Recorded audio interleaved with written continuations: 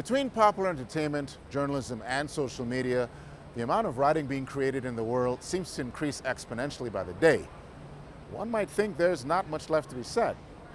That is until you encounter an artist who can make words sound entirely new. This is the story of 3 CUNY graduates who became MacArthur Fellows and the works of art that they craft out of language.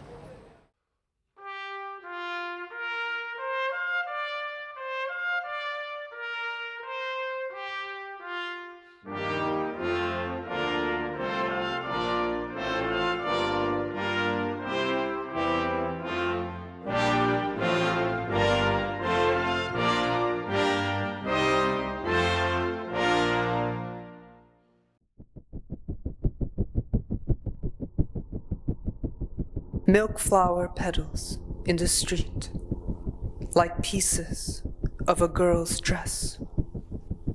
May your days be merry and bright. In 1975, the U.S. military played Irving Berlin's song White Christmas over the radio in South Vietnam as a coded order to begin the evacuation of Saigon. It was a bizarre, heartbreaking juxtaposition that Ocean Vuong learned of from his Vietnamese grandmother, who remembered the event, and one he captures in his poem, Obod with Burning City. A military truck speeds through the intersection, children streaking inside, a bicycle hurled through a store window. When the dust rises, a black dog lies panting in the road, its hind legs crushed into the shine of a white Christmas. Growing up poor and queer in America, and raised by 3 immigrant women unable to read in any language, Ocean Vuong found himself faced with a culture that was hostile to nearly every aspect of his identity. It would be in reading and in writing where Ocean would find a refuge and an outlet. Ocean eventually settled at Brooklyn College in New York. Describing his arrival in the school's English department, Ocean said, "I found my people. I was seen for the first time." Autumn. Somewhere over Michigan, a colony of monarch butterflies, numbering more than 15,000, are beginning their yearly migration south. In the span of 2 months, from September to November, they will move one wing beat at a time, from southern Canada and the United States to portions of central Mexico, where they will spend the winter. It only takes a single night of frost to kill off a generation. To live, then, is a matter of time, of timing. In 2019, Ocean published his debut novel, On Earth We're Briefly Gorgeous, a loose autobiography written in the form of a letter from a son to his mother, who cannot read. It's a portrait of a life entangled in a fraught world of colonialism, identity, and love.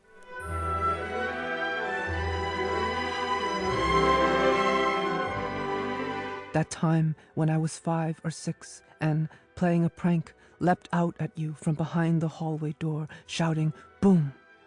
You screamed, face raked and twisted, then burst into sobs, clutched your chest as you leaned against the door, gasping. I stood bewildered, my toy army helmet tilted on my head. I was an American boy parroting what I saw on TV. I didn't know that the war was still inside you, that there was a war to begin with, that once it enters you, it never leaves, but merely echoes, a sound forming the face of your own son. Boom. In 2019, Ocean Vuong won the MacArthur Fellowship for his unique experimentation with language and themes, and for the work yet to come from this promising young artist.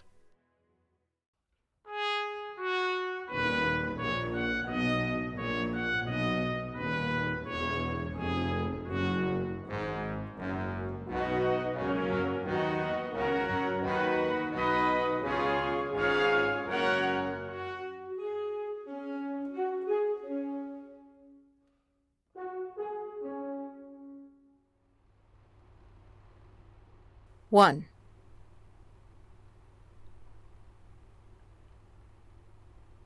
Two.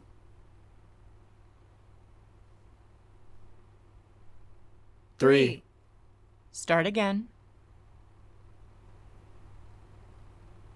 1. 2. 3.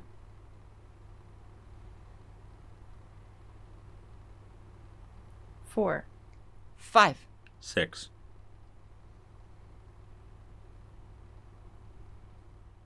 7. Shoot. Start again.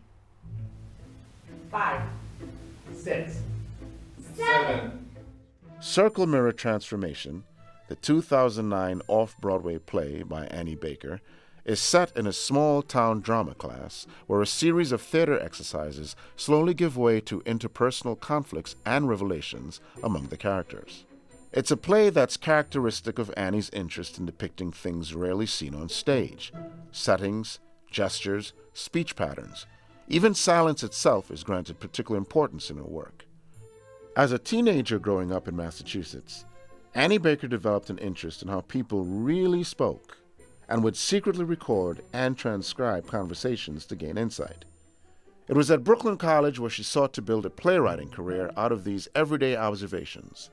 Annie studied a broad range of disciplines, from philosophy and psychotherapy to narrative theory.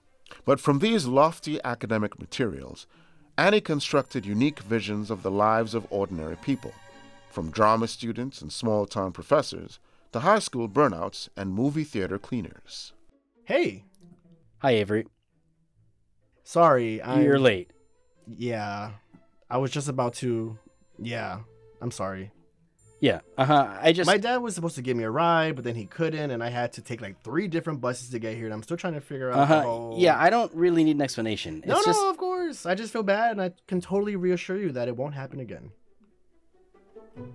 It just puts me in an awkward position because The thing is, I'm actually like this obsessively punctual person, and I'm like never ever late. And this was just like a crazy anomaly with the buses, and now I know, and I can promise you it will never happen again. Fine. In 2017, Annie Baker received the MacArthur Fellowship. At once both naturalistic and uncanny, Annie's plays continue to explore the nuances of communication and the silences in between, aiming to reach into the mundane and grasp the profound.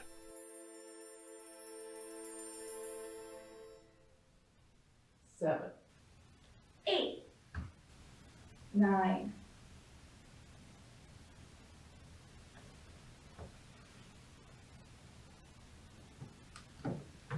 10.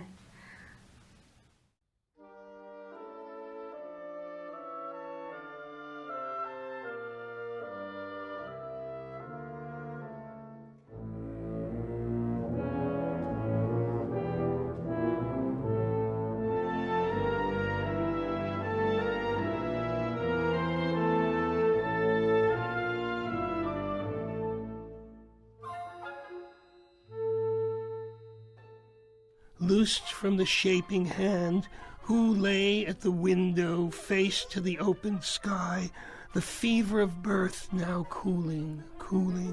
I, said the gingerbread man, leaping upright, laughing. The first faint dawn of breath roared in his lungs and toes. Down he jumped running. Irving Feldman, the poet and professor of English with a career spanning over 6 decades, found frequent inspiration in the subjects of classical myths and fairy tales. In As Fast as You Can, from Irving's 1972 collection Lost Originals, the gingerbread man's brief but fiercely lived existence speaks to a yearning in the reader. Shimmering and redolent, his spirit tempts our subtlest appetite. There he runs, freely on the wind. We sniff a sharp intelligence, lunge and snap our teeth at the breathable body of air, and murmur while it is flying by, life is unhappy, life is sweet. Prometheus, Circe, King Shahryar, and others were all subjects for Irving's wandering pen. But it wasn't just an imagined past that demanded the poet's attention.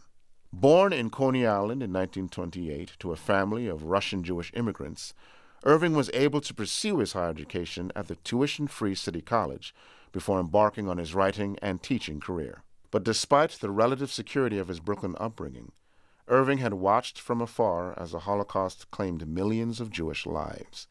It was a psychological shock that he grappled with in much of his work. My family tree is mist and darkness. Century after century, one lay upon the other begetting me. Then my millennium in marshes and wandering obscurity revealed my heritage. Monster, I lack immortality. My race is superfluous on earth. The last, the final generation, after me no other or someone else, I laid down on top of death.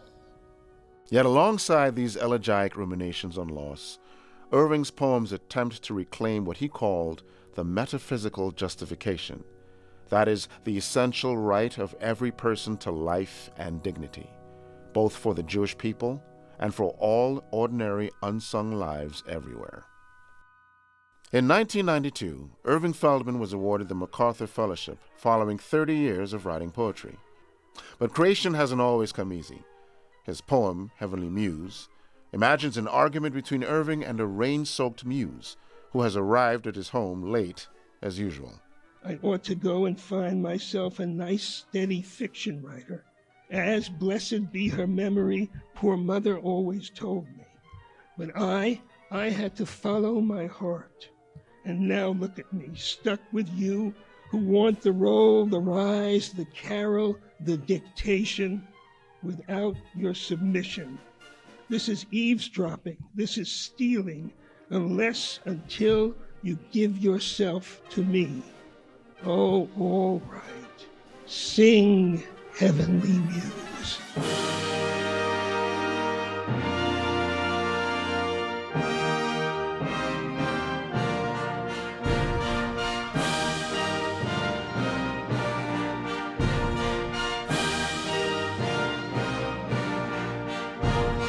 Three writers with three different perspectives and sensibilities. But each of them has thrived on experimentation, seeking out the ways that something new and exciting can still be mined from one of humanity's oldest art forms. If their work is any indication, it's a mine that runs deep, with many more gems yet to be discovered.